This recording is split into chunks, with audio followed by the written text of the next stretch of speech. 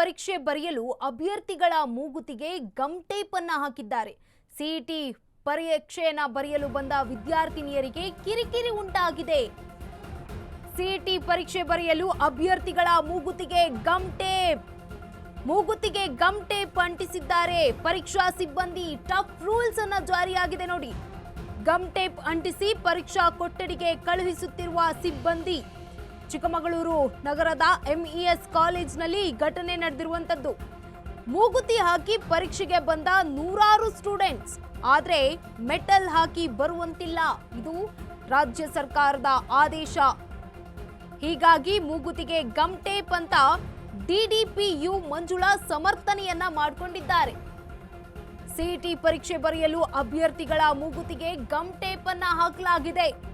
CET ಬರೆಯಲು ಬಂದ ವಿದ್ಯಾರ್ಥಿನಿಯರಿಗೆ ಇದು ಕಿರಿಕಿರಿಯನ್ನ ಉಂಟು ಮಾಡಿದೆ.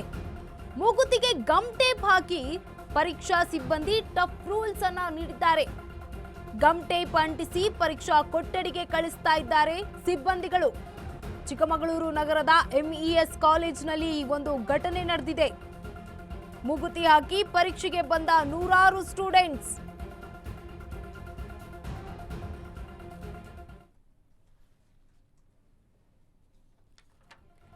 ಸಿಇಟಿ ಪರೀಕ್ಷೆ ಬರೆಯಲು ಅಭ್ಯರ್ಥಿಗಳು ಬಂದಿರ್ತಾರೆ. ಈ ವೇಳೆ ಅಭ್ಯರ್ಥಿಗಳ ಮೂಗಿಗೆ ಗಮ್ ಟೇಪ್ ಹಾಕಿದ್ದಾರೆ. ಗಮ್ ಟೇಪ್ ಹಾಕಿ ಪರೀಕ್ಷಾ ಸಿಬ್ಬಂದಿ ಟಫ್ ರೂಲ್ಸ್ ಅನ್ನ ನೀಡಿದ್ದಾರೆ. ಇದು ಒಂದು ವಿದ್ಯಾರ್ಥಿನಿಯರಿಗೆ ಕಿರಿಕಿರಿ ಉಂಟಾಗಿದೆ. ಚಿಕ್ಕಮಗಳೂರು ನಗರದ ಎಂಇಎಸ್ ಕಾಲೇಜಿನಲ್ಲಿ ಒಂದು ಘಟನೆ ನಡೆದಿರೋದು. ವಿದ್ಯಾರ್ಥಿಗಳಿಗೆ ಗಮ್ ಟೇಪ್ ಅನ್ನ ಅಂಟಿಸಿ ಪರೀಕ್ಷಾ ಕೊಠಡಿಯ ಒಳಗಡೆಗೆ ಕಳಿಸ್ತಾ ಇದ್ದಾರೆ. ಮೂಗುತಿ ಹಾಕಿ ಪರೀಕ್ಷೆಗೆ ಬಂದಿದ್ರು ನೂರಾರು ಸ್ಟೂಡೆಂಟ್ಗಳು.